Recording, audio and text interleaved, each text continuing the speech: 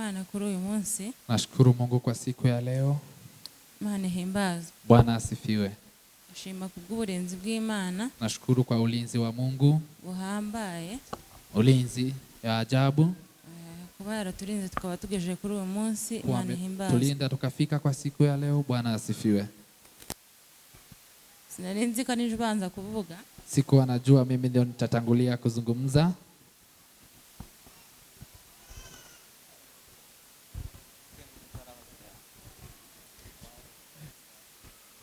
Kongera ngo abandi barabanza jewe mvuge ngo hagati ahubwo. Nilikuwa nafikiria wengine wataanza na mimi nizungumuze baadaye. Ariko reka nihangane mvuge kuko no kutavuga naho zongora. Acha nizungumuze kwa sababu si rahisi. Imana ishimwe. Bwana asifiwe. Ndashima Imana yaturinze. Nashukuru Mungu ametulinda. Iki gihugu twakibonemo ibintu byinshi. Hapa tumepata shida mingi. Ariko Imana yaraturinze. Lakini Mungu atulinda. Shima ko ngihagararanye n'umutware wanje. Nashukuru kuwa nimesimama na mume wangu. Mama Benice yabivuze. Mama Benice ameguzia. Yararwaye. Alikuwa mgonjwa. Agera kure. Akafika mahali pabaya. Tugeraho tubona urupfu ko rwagize mu rugo mwacu. Tukaona ni kama kifo imefika nyumbani kwetu. Ariko ntiyapfuye kubera Imana. Lakini hakufariki kwa sababu ya Mungu. Tugiye nari mfite utwana tubiri tw'impinja. Wakati nilikuwa na watoto wawili wadogo. Nkareba hano ngiye gusigana n'izo mpinja zombi. Naangalia kubaki na watoto wachanga wawili. Nitekerezaho. Nikafikiria kwa hiyo. Nitekerezaho mvuka. Nikafikiria mahali nimetoka. Kabone ubuzima bwacu burarangiye. Nikasema maisha yangu imeisha. Ariko Imana yarahabaye. Lakini Mungu amekuwa hapo. Imana ishimwe ko akiri muzima. Bwana asifiwe kuwa ako mzima. Ubwo hari abapfuye. Galau kuna wale wamefariki. Ako bwari ubushake bw'Imana. Lakini ilikuwa ni mapenzi ya Mungu. Nashima Imana ko yaturinze muri ibyo bibazo byose twagiriye hano. Nashukuru Mungu kwa ametulinda kwa matatizo yote tumepatana nayo hapa. Dukomereza imitima. Tukaimarika. Ntitwahungabana. Hatukuwa na shida. Mu buryo bwa kiroho. Imana ishimwe. Katika kiroho Bwana asifiwe. Imana ishimwe. Bwana asifiwe. Nyuma yabwo tumaze kubona amaze gukira.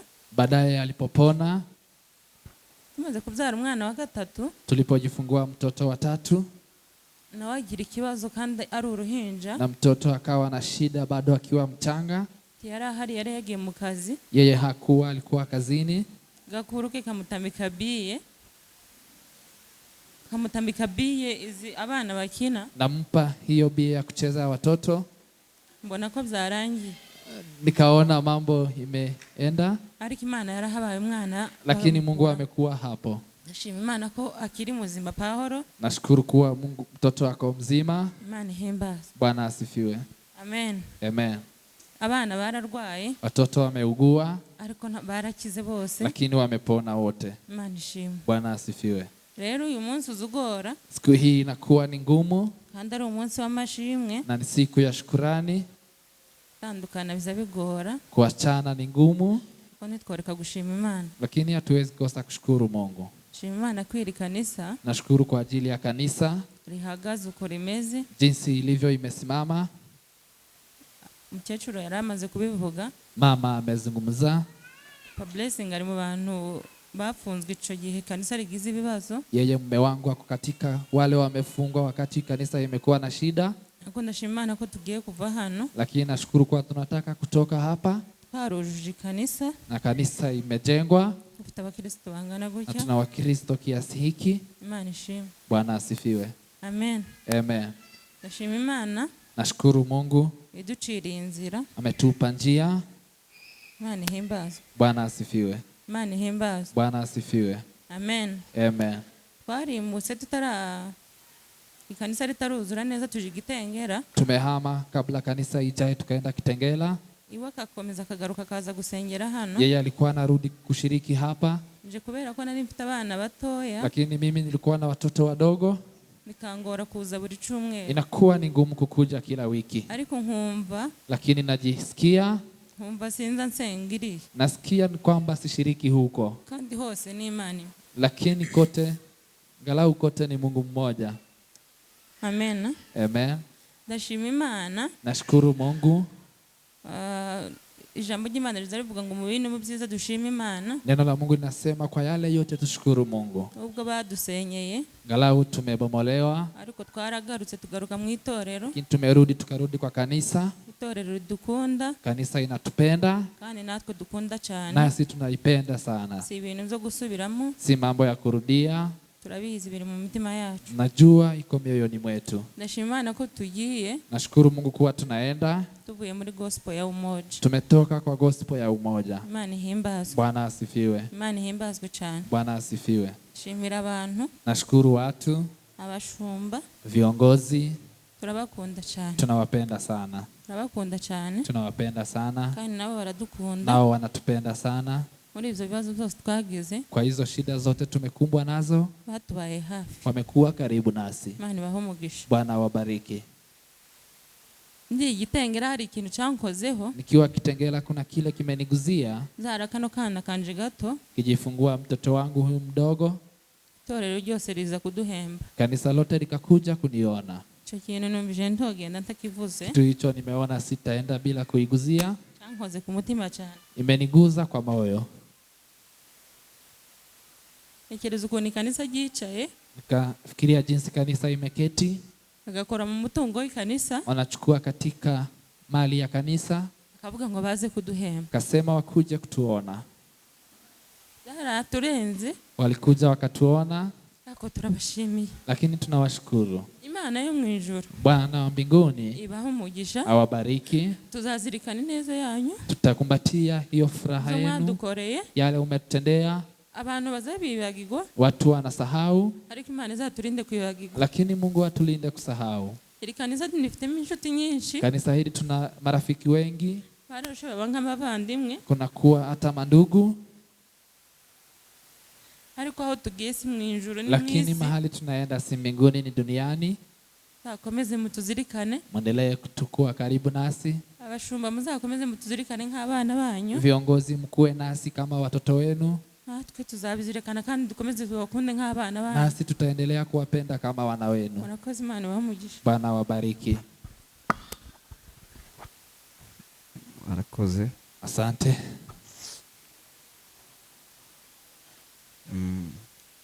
Twese no gushima. Sote ni kushukuru. Narimo ntekereza ko ndi mu bantu batagira emotion zo kurira cyane, ariko sinzi byambayeho. Mimi ni wale Ariko birashika hisia, byose. lakini imesikia. Je, mfite amagambo abiri Mimi nina maneno mawili niyo ndi buvuge. ndio nitazungumza. Rya mbere ni ugushima, Ya kwanza ni kushukuru, rya kabiri ni ugusezera. ya pili ni kuwaaga. Iryo gushima Ya kushukuru ririmo nk'ibice bibiri. iko na mambo mawili. Ndashimira Imana Mungu yaturinze imyaka 9 twari tumaze muri iki gihugu. ametulinda kwa miaka 9 tumekuwa kwa nchi hii. Tuza muri iki gihugu ntawuzi uko ibintu bizogenda. Tulipokuja hapa hakuna yule anajua jinsi mambo itakuwa. Cyo kimwe n'ubu twerekeje iriya ntituzi ibyo Na hivi tuzosanga aho tunaenda huko, tuzosanga, hatujui wale tutapata ama yale tutapata. ntituzi n'inshuti tuzobonayo. Hatujui marafiki tutakuwa Aho nao. umuntu abavuye mu itorero, Bahali mtu ametoka kanisani, bariho umuryango, ingekuwa ni familia, bari inshuti. tulikuwa marafiki. Rero iyo ugenda ahantu hashasha ugenda wibaza ibibazo byinshi cyane. Ukienda ni pageni unajiuliza maswali. Tuza muri iki gihugu naraje Tulipokuja hapa nilikuja, bitira Kayore, kaenda Kayole, ko niho hari abavandimwe. ndio kulikuwa na ndugu.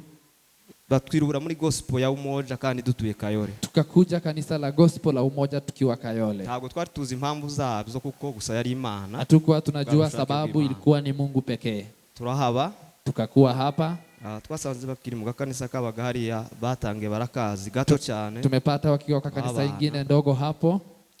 Rero sinoja mu mateka maremare, nari mvuze ngo ndashima Imana yaturinze iyo myaka yose 9. Sitaenda kwa historia, nasema nimeshukuru Mungu ametulinda kwa miaka 9. Uko madame avuye kubivuga na mukecuru yabivuze. Jinsi bibi amesema na mama amesema. Iyo myaka 9 twabonye ibibi byinshi. Kwa hiyo miaka 9 tumepata mabaya. ariko kandi hari byiza byinshi lakini bado kuna yale mazuri Mungu ametuonyesha, kandi dushima cyane, na yale tunashukuru Mungu sana. Mu myaka nk'ibiri ishize cyangwa itatu, kwa miaka 2 ama 3 iliyopita, twagize ibyago byakurikiranye birampungabanya cyane bikomeye. Tumekuwa na shida ile imefuatana ariko ndashima Imana kuko yabanye nanje, lakini nashukuru Mungu kuwa amekuwa nami umuryango na familia mu bihe bitari byoroshe. Imana kwa wakati hizo zilikuwa ngumu, Mungu akaniimarisha. Imana ihabwe icubahiro. Bwana apewe sifa. Cha kabiri, ya pili, ndashimira itorero rya gospel twabayemo. Nashukuru kanisa la gospel tumekuwa nao. Muzukuri twarirubuye dusanga ni kanisa, tumekuja tukapata ni kanisa, ariko numva ni ry'umutima mpamirije kanisa la watu wachache, lakini nikasikia moyo wangu imeshuhudiwa kuwa hapo. Murimo wanje natangiye gukora wa mbere, kazi yangu ya kwanza nimefanya, nabaye muririmbye muri injili, nimekuwa mwimbaji katika kwaya ya injili. Muzukuri twagize ibihe byiza kandi ndabashimira cyane n'abagikomeje nzuri, nawashukuru sana. Ndashimira ubuyobozi bw'itorero, nashukuru viongozi wa kanisa, twabanye neza, tumekuwa nao vizuri. Mu by'ukuri twabanye neza muri litorero, tumekuwa nao vizuri kwa kanisa hili. Nubwo twahuye n'ibibazo bisa nibikomeye, lao tumepatana na shida ngumu, ariko buri intambara, ubuzima bwo bwose uko buteye ni intambara, lakini uzima wote lazima ukuwe na shida. Ariko igikomeye ni buryo ki mu bwitwara mu mwege muri ico kibazo. Kile muhimu ni jinsi unajichukulia katika shida. Ndashimira itorero rya gospel, nashukuru kanisa la gospel.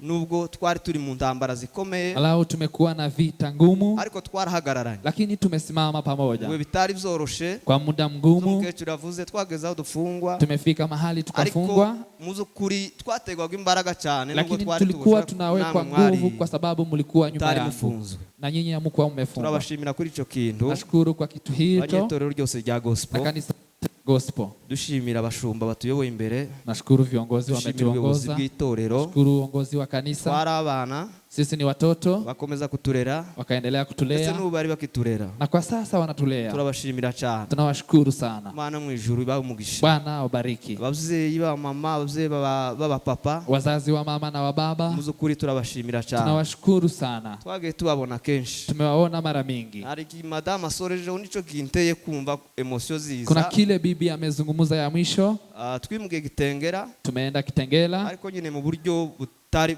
bworoshe, lakini kuwa rahisi, butari butworoheye, haikuwa rahisi kwetu, ariko mukomeza kudusura aho twari turi, lakini mkaendelea kuwa nasi mahali tulikuwa, bidutera intege cyane, ikatutia nguvu sana, ndetse bituma nako tugira imbaraga zo kuza tugaruka gusenga, nasi ikatupa nguvu ya kurudi kusomba. Kugenda narabasezeye, mimi nilienda ninashobotse kuko Kitengera ni kure, ndashaka kutazoga, niliwaaga nikasema Kitengera ni mbali, naweza kosa kurudi. Barabimbwira kuko nje numvaga umutima wanje uri hano, ariko nareba urugendo rwa hano na Kitengera, mimi nilikuwa nasikia moyo wangu uko hapa, lakini nikiangalia safari naona ni mbali, ariko barabinsaba, barambwira ati nukuri kwemerera turabibona ni bibazo byabaye, lakini wakaniombea wakaniambia tunakuomba uko unarudi. Iyo mutaja kuza mudutekereza ngo mudusure, natwe twari gucika intege, kama mungetufikiria mtutembelee nasi ingekuwa ngumu. Mmetutembelea, mwatugezeho mu bihe byose, mmefika kwa wakati nyote, nukuri turabashimiye, tunawashukuru. Turabashimira kuri izo bihe twabanyemo, tunawashukuru kwa nakati hizo tumekuwa nanyi, nashukuru kwa ushauri wenu. Ni byinshi tuvugira hano ngo tubirangize, mengi tutazungumza hapa tumalize. Ikindi kingine, ndashimira departement zose twakoranye, nashukuru department zote tumefanya nao kazi. Nakoze muri departement zitandukanye, nimefanya kwa department tofauti. Ndashimira abayobozi batuyoboye muri zo departement, nashukuru viongozi wametuongoza katika department, wale tumekuwa nao, mpereye kubashumba, kianzia kwa viongozi, kwa komite. Munsi wejo twaraganiriye ariko wari umwanya muto, lakini tumezungumza kwa muda mdogo, lakini nawashukuru, nawashukuru uburezi bwanyu, kwa ulezi wenu. Ndibaza mu by'ukuri, najiuliza ko bwashoboraga kwira tutabashe kuvugana, ingepita siku bila kuzungumza nao na viongozi, bikorwa by'ikanisa, kwa sababu ya kazi za kanisa, muri uko kuvugana kose, kwa hiyo kuzungumza nao, kwa hizo shughuli zote. Turashimira Imana yadushoboje, nashukuru Mungu ametuwezesha, kandi dushimira nabo twakora, na tunashukuru na wale tumefanya nao kazi. Imana mu ijuru ibahe umugisha, Bwana wabariki. Tuzibagirwa inama zanyu, tutakusahau mashauri wenu, twabigiyeho byinshi, Tumejifunza mengi kutoka kwenu. Mwatwigishije byinshi. Umetufunza mengi. Nubundi aho tugiye na mahali tunaenda ari amatelefone tuzatukomeza tuvugane kandi simu tutaendelea kuzungumza. Kuturera nanone nk'abana bana. Muendelee kutulea kama watoto wenu. Ndashimira Injili twabanye igihe twabanye. Nashukuru Injili tumekuwa nao kwa muda mrefu. Umuyobozi wao. Nilikuwa kiongozi wao. Kuri nabo twabanye neza. Nao tumekuwa vizuri nao. Ndashimira ishamye givuga butumwa. Nashukuru wainjilisti nabo twarakoranye. Tumekuwa nao. Urumva ku myaka 9 gukorana n'abantu. Ukiwa miaka 9 ukifanya nao kazi. Mukicuzuye amashimwe ntibiba byoroshe. Kiachana bado mkishukuru ni vitu rahisi. Ndashimira umuryango wa Yuda mbarizwamo. Nashukuru familia ya Yuda pahali nipo. Muzo kuri iyo tugize ibyago nibo tubana, iyo twishimye tunakuwa nao, tuba bugufi cyane, tukiwa na furaha wanakuwa karibu nasi. Ndabashimira mu byiza twabanye. Nawashukuru kwa yale mazuri tumekuwa nayo. Ndabashimira no mu gihe byari bikomeye kwa watu wa hapo. Nawashukuru pia kwa wakati ikuwa rahisi. Ndashimira aba mama. Nashukuru wa mama. Simbarizwa mu mama ariko madamu ni yabarizwa n'abatwara babonye kenshi. Bibi yangu ako katika wa mama tumewaona mara mingi. Tugize ibyago mwarazaga twagira ibirori nanone tukiwa na shida mlikuwa mnakuja, tukiwa na sherehe mnakuja. Ndashimira ishamye ry'abagabo. Nashukuru wa baba. Nabo twarababonye. Nao tumewaona. Urubyiruko. Vijana. Namwe turabashimiye. Nanyi tunawashukuru. Ndashimira ishamye wasemuzi. Nashukuru bado watafsiri. Namwe ndabashimiye muzukuru. Nanyi nawashukuru kwa unazi. Twabanye mu murimo neza. Tumekuwa nao kwa kazi vizuri. Kandi mbasaba kugira ngo muzoshishikare mu gukora neza. Nawaambia muendelee kuimarika kwa kazi. Kuko uri mwivuga butumwa rikomeye. Kwa sababu pia ni injili. Ndangiza gushimira abantu. Nikimaliza kushukuru watu. Ndashimira umuryango wanje. Nashukuru familia yangu. Muzukuri ndabizi ko tugifite umwanya wo kuja kuganira muhira. Najua tuna nafasi ya kwenda kuzungumza nyumbani. Ndabashimira cyane uburyo twabanya. Nashukuru nyote jinsi tumekuwa nanyi hapa. Naho nagiye nkora mu buyobozi bw'umuryango. Nimeenda nikifanya kazi kwa uongozi wa familia. Neza muri izo bihe byose mbabwira byaba byari bikomeye. Kwa hizo nafasi zote nimekuwa nao. Twarabanye byaba bizishimo naho twarabanye. Kiwa ni furaha tumekuwa nao, kiwa ni huzuni imbere y'abantu. Na washukuru mbele ya watu mwatubaye hafi kwa umekuwa nami karibu. Kuko mwihariko kwa binafsi ndashimira umuvandimwe ndiho. Nashukuru ndugu ndiho. Ndiho tugirana amateka akomeye. Ndio tuna historia naye kwa nchi hii.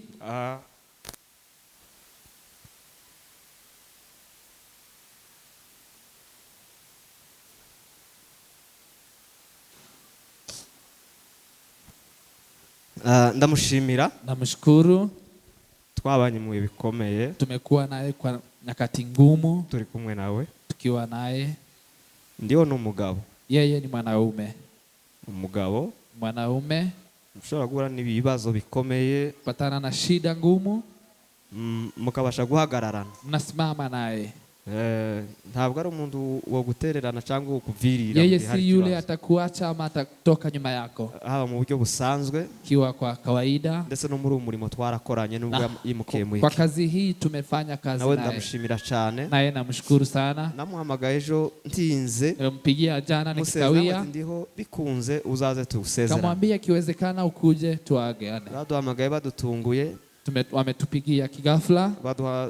Duigiye gigufi cyane. Akatupa muda mfupi sana. Kandi murabizi arukunda abantu bitegura nyine uburyo bwo kugenda. Kuna jinsi watu wanajiandaa wakitaka kwenda. No kwibuka kubwira umuntu byari bigoye. Na kukumbuka kuambia watu ilikuwa ni ngumu. Abantu bamwe nibutse ndababwira umunsi wa mbere bambwira. Kuna wale nimeambia siku ya kwanza. Nabwiye bikurikiye abana nakombabwira nijoro. Wengine nimewaambia jana usiku. Rero abana narabwiye nijoro ntibatekereze ko byenda rukundi kubirengagiza. Wengine hata nimewaambia msifikirie nimewasahau. Ni kwa sababu ya mambo mengi. Ijya nyuma ya mwisho turabasezeye. Tunawaaga. Turabasezeye. Tunawaaga. Atageze gihinduka ejo tuzagenda. Kama kuna mabadiliko kesho tutaenda. Ndabizi ntitwabona umwanya kubageraho mwese ngo tubasezere. Tutapata nafasi ya kukuja kwa kila mmoja. Ariko hano uburyo bwiza bwo gusezera. Lakini hapa ni nafasi nzuri ya kuaga. Aho tugiye turashaka tuzobana gutya fizike makumubiri. Pale tumeenda tutaishi hivi nanyi. Ariko tuzavugana. Lakini tutazungumza. Muzukuri turabashimira mwese. Tunawashukuru nyote. Twabigiyeho byinshi. Tumejifunza mengi kutoka kwenu. Rero turabasezeye. Na tunawaaga. Mu gusezera urumva imyaka 9. Kwa kuaga katika miaka 9. Ukorana n'abandi. Kufanya kazi na watu wengine. Yazabura izo umuntu ashobora kugira ibyo akwaza abana. Kuna yale mabaya ama yale wanakwaza watu. Turi imbere y'itorero. Tuko mbele ya kanisa. Mwebwe mwese. Nyinyi nyote. Turasaba imbabazi umuntu wese twarababaje. Tunaomba msamaha kwa yule tukwaza. Twarababaje. Kama kuna yule tumehuzunisha, cyangwa twavuze cyangwa twakoze kama bikaba, tumezungumuza ama tumetenda kitendo mbaya, rero kugira ngo tugende tubohose, ili tuende tukiwa huru, kandi namwe byenda musigare mubohotse, nanyi mbaki mkiwa huru, mutubabarire, tusamee ibyo mwatugayeho byose, kwa yale mmeona ni mabaya ndabizi kwetu. nta muntu wera. Hakuna yule ni mtakatifu. Akanyuma nari nibagiwe, Ya mwisho, ndashima Imana kuko dusize dufite itorero dusengeramo. ngine nashukuru Mungu kuwa tumeacha tukiwa na kanisa mahali tunaombea. Uzukuri twagiye ducando hatandukanye dusengera ndo akomeye, ariko ndashima Imana ko ubu duri mu kibanza dukwiriwe. Tunashukuru Mungu kuwa tumepata nafasi hii, tunaomba hapa, kandi dukwiriwe. tunaomba tukiwa huru, tugakora ibiterane igihe cyose tubitekereje, tunafanya mkutano wakati tunataka, tukarepeta igihe tubitekereje, tunafanya practice wakati tunataka. Ico ndagishimira Imana. Icho nashukuru Mungu kwa hiyo. Imana ihabwe icubahiro Bwana kubwizo. asifiwe kwa hiyo. Rero reka twumve aba bari hano benshi bafite kuvuga, ariko kuba impamvu z'umwanya Aba wote wangezungumuza, lakini kwa sababu ya muda tuganira, ariko tutaenda kuzungumuza nyumbani. Bwana asifiwe. Amen. Turashima Imana ku mirimo ikomeye izikora. Tunashukuru Mungu kwa kazi zile anatenda. Dushima Imana kuko iciriye abavandimwe inzira. Nashukuru Mungu kwa ndugu amepata nafasi ya kwenda. Umwaka ushize twahagaza kandi dushima dusezera ba Juste. Mwaka iliyopita tulisimama hapa tukiaga kina Juste. None kuri uyu mwaka ko turasezera abavandimwe. Na leo tunaaga mandugu. Imana ishimwe. Bwana asifiwe. Chongeye turashimira abavandimwe mu buryo twabanye hano. Kingine tunashukuru mandugu jinsi tumekuwa nao hapa. Imyaka twari tumaranye hano ntiyari mike. Kwa miaka tumeishi na hapa si miaka michache. Twabanye neza. Tumekuwa nao vizuri. Babaye abayobozi b'umuryango, wamekuwa viongozi wa familia, bakoze ibikorwa by'indashikirwa mu muryango, wamefanya kazi ngumu katika familia, bakoze ubwitange bushoboka bwose, wamejitoa katika familia. Turabashimira. Tunawashukuru. Iyo mugiye pahali mnaenda, murahasanga abandi banyamuryango, mtapata wengine wana familia. Muzakomeze nkuko mwari mwitwaye hano, muendelee jinsi mmejichukulia hapa. Turashimira itorero. Tunashukuru kanisa. Itorero ryadufatiye abantu, ritorera abantu neza. Kanisa imelea watu hawa vizuri, rirabatoza, wakawazoresha. arabo twasezeye umwaka ushize, wale tumeaga mwaka iliyopita, arabo duhadusezera none, na wale tunaaga leo. Imirimo mwabakoreye, wale kile mmewatendea, turayizirikana. Tunakumbatia kazi hizo. Imana ibahe umugisha. Bwana awabariki. Ichonge hari n'abandi bakiraha. Kingine kuna wale wako hapa, nabo mukomezanye nabo, nao muendelee hivyo kuko mwafatikanije n'abandi, jinsi umeendelea kulea wengine. Kubw'ibyo, kwa hiyo tituvuga menshi kuko umwanya wagiye, tutazungumza mengi kwa sababu ya muda. Jewe kuri aya mashimwe, mimi kwa ajili ya shukrani, je nzatanga intebe hano muri no rusengero, natoa kiti kanisa hili.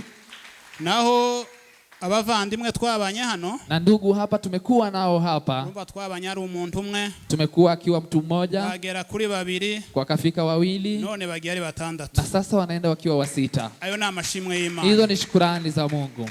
Impano dufite umuryango, gift tunayo ya familia, turayibahera mu rugo, tutawapa katika nyumba. Hari n'izindi ninshi, kuna zingine bado twabonye ko biza gutwara umwanya, itachukua muda, izo byose birakorerwa mu rugo, hiyo itafanyika nyumbani. Asigaye Imana izabaho urugenzi rwiza, Mungu awape safari njema, muruka amahoro, mufike salama. Arakona nibagiwe, kile nimesahau, tusize hano, tuko na watoto tumeacha hapa, muzobaturerere nkuko mwatureze, muwalee jinsi mliyotulea. Nyuma bizerekeye mashimwe turavugana n'abayobozi kwa kuhusu shukrani.